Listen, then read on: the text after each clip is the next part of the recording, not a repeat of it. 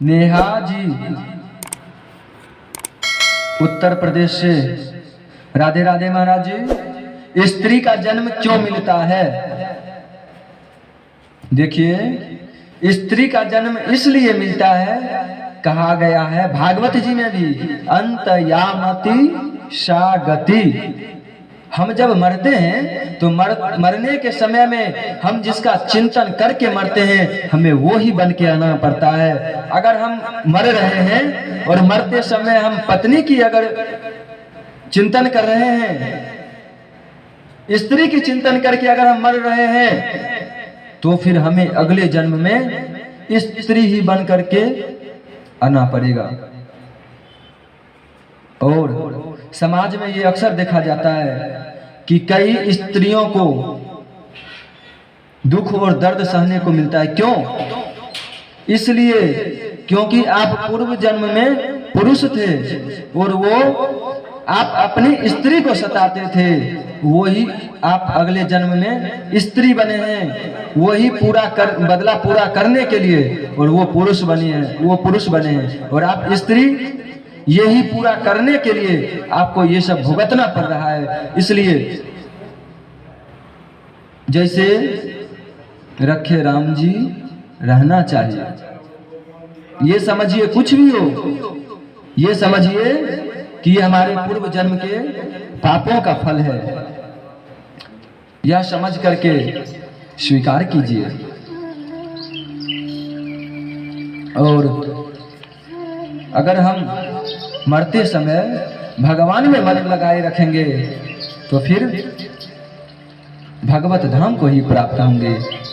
कहा गया है, मरना भला दूर का, जहां न अपना कोई, पशु पक्षी भोजन करे, कोटि यज्ञ फल हो। अगर हम अपनों के घर परिवार के बीच में मरेंगे तो हो सकता है कि हमारा मन अपनों के बीच में, घर परिवार के बीच में लग सकता है। और अगर हम किसी तीर्थ में मर रहे हैं, वृंदावन धाम में मर रहे हैं, अयोध्या में मर रहे हैं, काशी में मर रहे हैं, अगर वहां पर हमारा कोई नहीं है, और जहां पर कोई नहीं होता है वहां भगवान के चरणों में ही मन लग जाता है, और भगवान के चरणों में अगर मन लग गया तो फिर आपका बेड़ा पार है।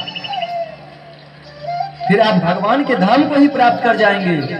इसलिए मरना कहाँ, मरना भला दूर का, जहां न अपना कोई, जहां अपना कोई नहीं हो, और पशु पक्षी भोजन करे। जब अगर हम मर जाएं तो पशु पक्षी अगर मेरे भोजन करें हमारे शरीर का, तो उससे क्या होगा, कोटि यज्ञ फल होए। अगर हम एक भी बार अगर भगवान का नाम जप नहीं किए हैं तो भी कोटि करोड़ों यज्ञ का फल मिल जाता है।